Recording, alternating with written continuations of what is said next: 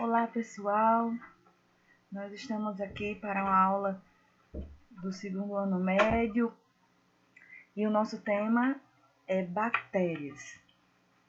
Nós vamos aprender um pouco aí sobre esses seres vivos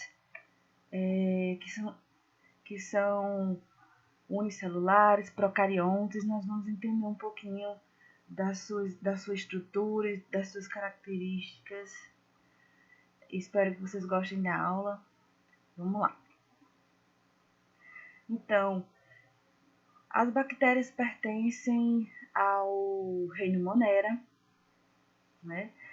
E dentro desse reino, nós também podemos encontrar aqui as cianobactérias, que também podem ser chamadas de algas azuis. São seres procariontes, né? Ou seja, que são seres unicelulares. Procariontes por quê? Porque não possuem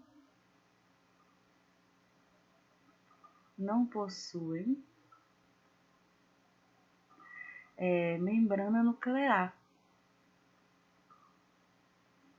Para quem não está lembrado do que é a membrana nuclear, né? É a famosa carioteca, né? É a carioteca.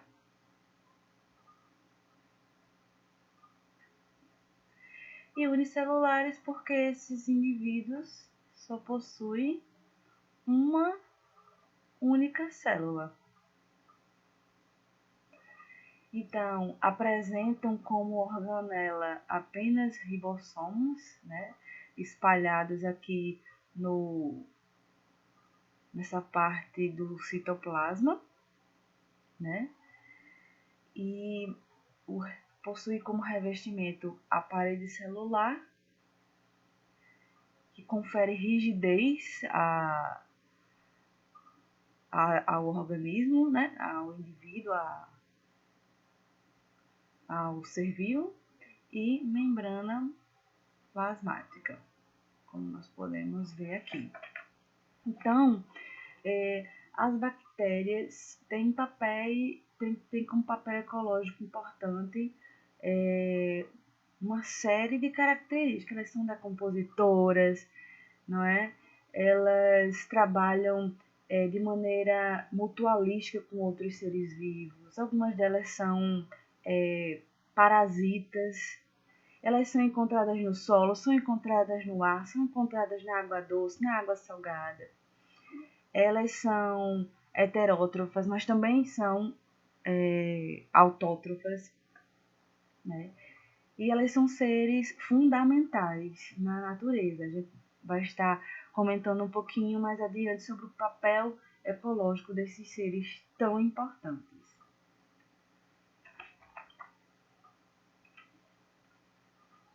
Nesse próximo slide eu coloquei para vocês algumas considerações sobre a cianobactéria.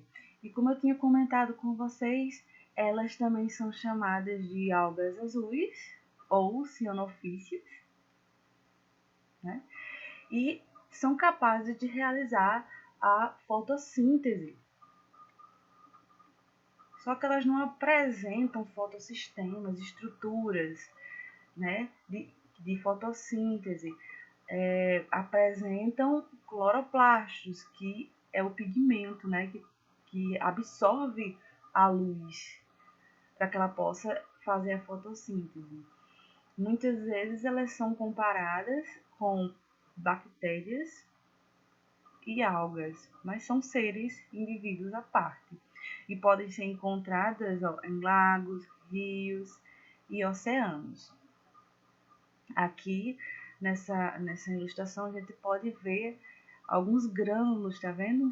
Que representam os pigmentos de cloroplastos, que permitem com que ela faça a fotossíntese. Lembrando para vocês que ela não tem carioteca, tá vendo? O seu material genético fica totalmente disperso, né, no seu meio interno. Onde esses seres podem ser encontrados, né?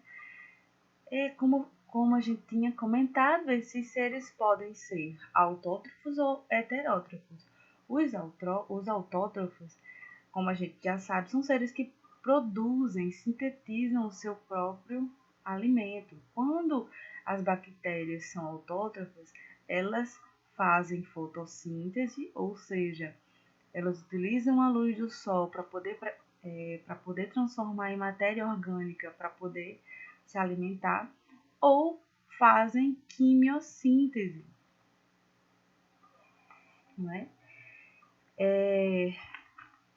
Que é um processo ao qual o ser vivo utiliza matéria inorgânica para poder fabricar a glicose, a matéria orgânica, e poder obter sua energia. Heterótrofas, a maioria delas são heterótrofas, ou seja, elas são mais abundantes, e aí elas captam o alimento do meio para poder obter a energia necessária para manter as suas atividades metabólicas. Elas fazem parte de organismos que compõem a maioria da biosfera. Então, por serem seres decompositores, são seres fundamentais para o mundo vivo, para o ambiente. Eu gostaria de comentar com vocês um pouquinho sobre as árqueas, né? Que antes estavam inclusas no reino Monera. Então, são seres procariontes, ou seja, não possuem membrana nuclear, né? Não possuem carioteca, e seu material fica lá completamente disperso no meio. Mas esses seres são caracterizados por viverem em ambientes extremos, né? Ambientes com altíssimas temperaturas. Geralmente são encontrados em fontes termais, meio com muita acidez, locais com muita salinidade, ou seja, a gente só encontra esse tipo de ser vivo, a arca, em locais, né, raríssimos, em locais de altas temperaturas. São seres unicelulares, possuem apenas uma célula, podem ser autótrofos ou heterótrofos, ou seja, podem fazer fotossíntese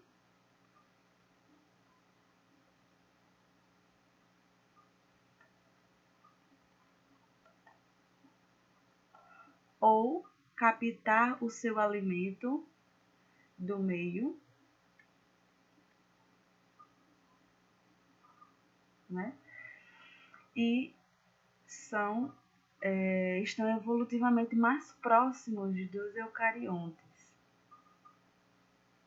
né? Pois compartilham algumas características.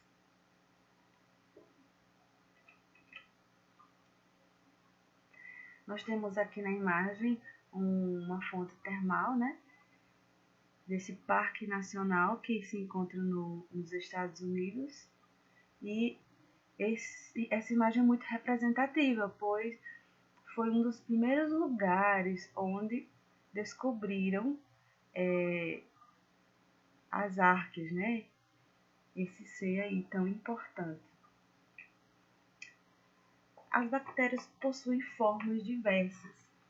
Eu coloquei para vocês aqui as mais citadas, as que possuem maior importância. Então, quando ela tem essa forma esférica,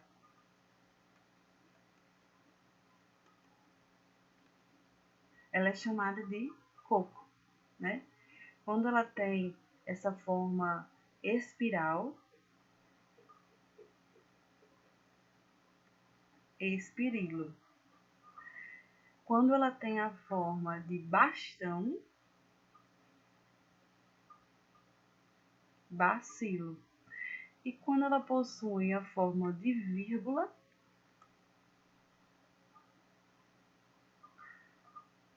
vibrião.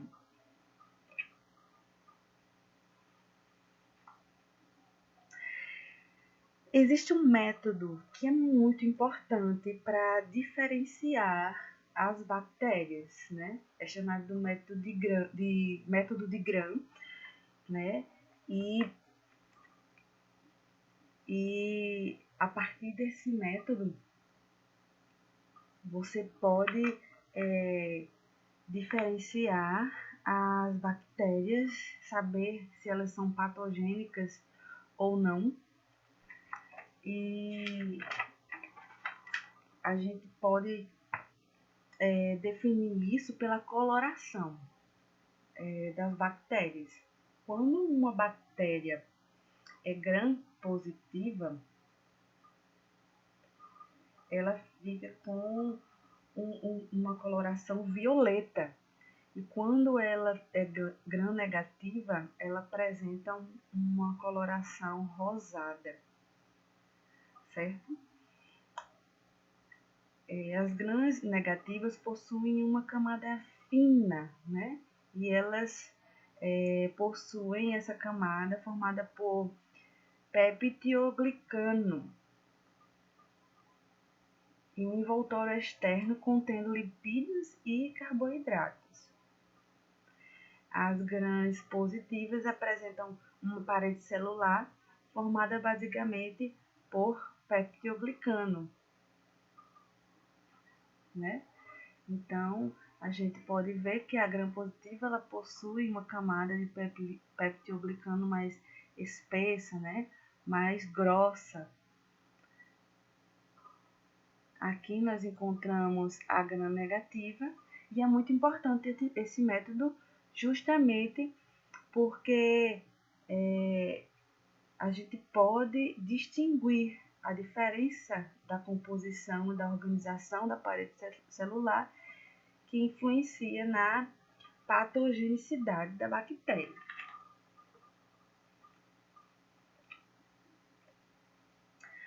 A reprodução.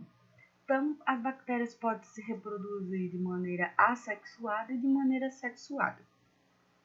A forma mais comum de reprodução é a assexuada, e é esse tipo de reprodução, chamada de bipartição ou cisparidade, que como a imagem ilustra muito bem, uma bactéria ela vai se dividindo em duas, né? Ela vai se partindo-se aos poucos até formar dois indivíduos.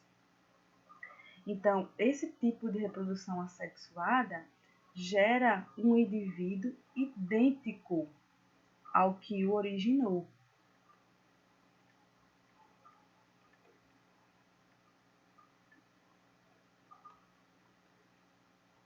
Idêntico ao que originou. A forma de reprodução sexuada pode ocorrer de três maneiras. Nós temos aí a forma por transformação, que é quando há uma passagem de material genético na bactéria, né? Aqui a gente vê bem direitinho.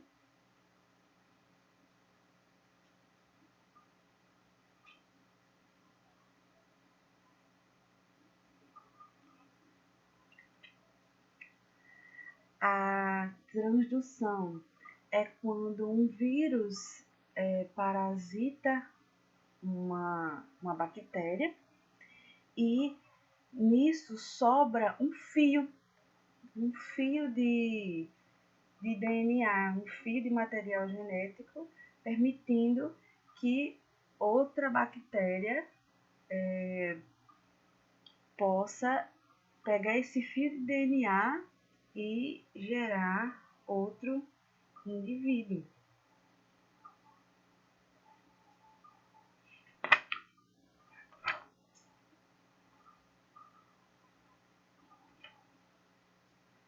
A conjugação é quando duas bactérias, não é? Elas se ligam formando uma espécie de ponte, não é? E elas compartilham o material genético, originando outros indivíduos. Então, elas possuem uma importância ecológica e importância econômica na reciclagem da matéria, porque, como falei para vocês e como vocês bem sabem, são seres decompositores. E o que isso significa, pessoal?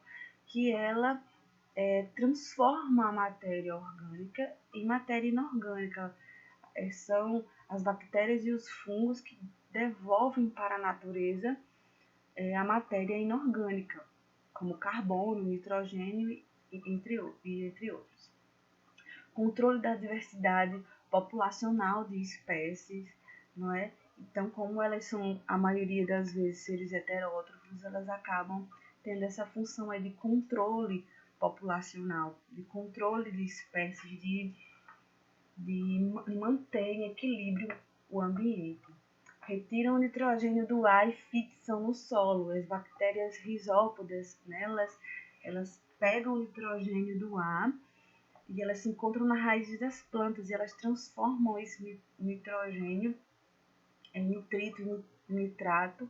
E quando a gente come as plantas, os seres humanos conseguem absorver esse nitrogênio. Nós não conseguimos absorver diretamente do ar. Então, a gente precisa dessas bactérias para absorver o nitrogênio. As bactérias também têm um papel muito importante no nosso intestino, por exemplo, né? Elas trabalham em conjunto com o intestino humano, ajudando aí a regular o organismo. Na economia, para quem não sabe, ou para quem sabe, né? Na produção de iogurte, na produção de queijo, na farmacêutica, a gente pode citar na fabricação de antibióticos como a penicilina, na indústria química, né, para produzir álcool, metanol, etanol, na genética, na produção de insulina retirado de bactérias. E eu coloquei aí para vocês alguns exemplos de doenças bacterianas, né? A pneumonia bacteriana, a gente pode ver aí o agente, olha aqui, ao perceber essa palavrinha, a gente já sabe qual é a forma que essa bactéria tem, né? É uma forma esférica.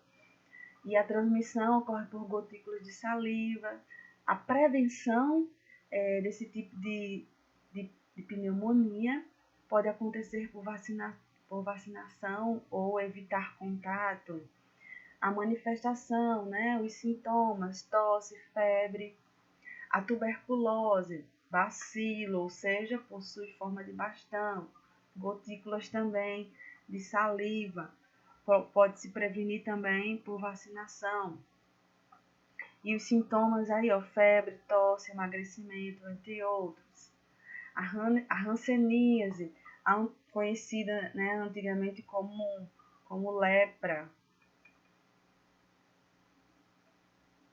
não é? Pode ser por contato íntimo também, ou prolongado com doentes. A prevenção é evitar contato e existe tratamento para a hanseníase. E a manifestação é a área afetada fica insensível, né? Você não consegue perceber, por exemplo, calor naquela área.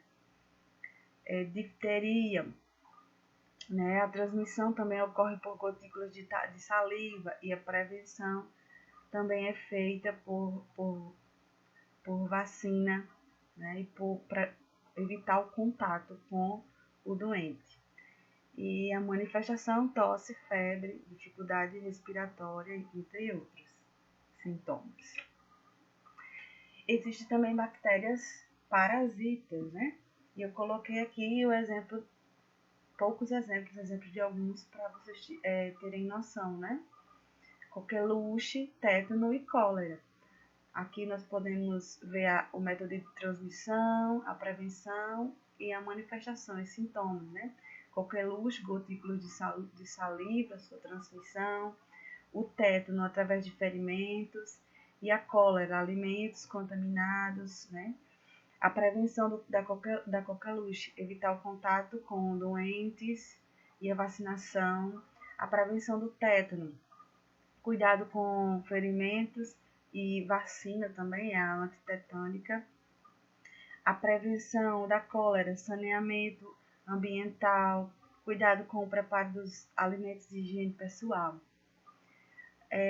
Como essas doenças podem se manifestar, né? Quais são os sintomas da coqueluche? Tosse, febre, do tétano, espasmos musculares, distúrbios respiratórios, e da cólera, vômito, dor abdominal, desidratação, diarreia intensa.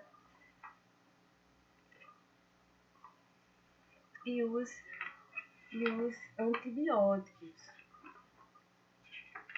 que são os medicamentos produzidos para combater as bactérias. Eles podem destruir as bactérias ou impedir a sua reprodução. Então, a gente pode observar aqui que quando o antibiótico impede a reprodução, ele é chamado de bacteriostático, ou quando ele destrói, né, mata completamente a bactéria, é chamado de bactericida.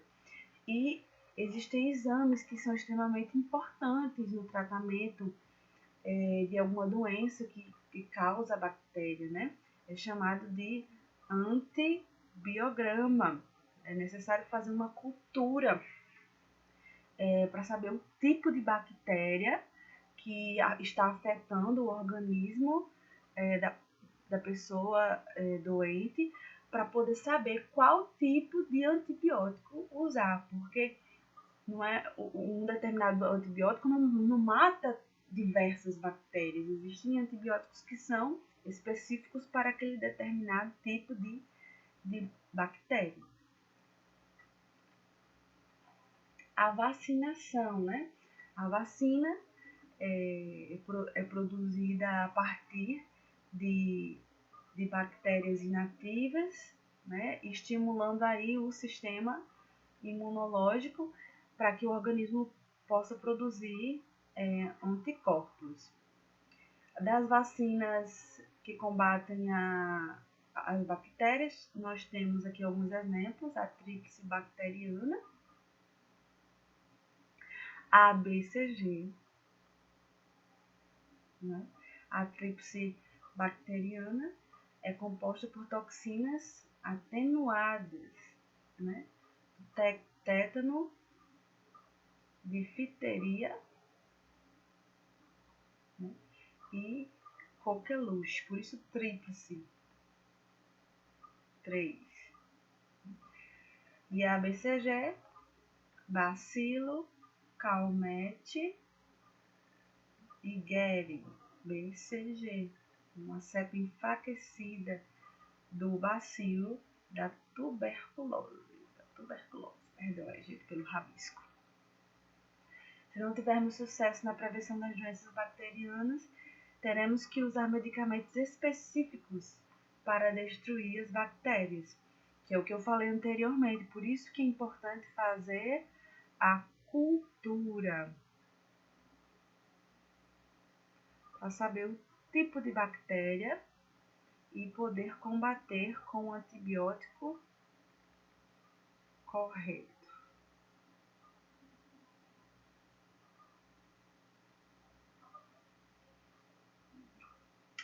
E nós terminamos, pessoal. Espero que vocês tenham compreendido os tópicos que eu achei interessante abordar com vocês. Um cheiro e até a próxima!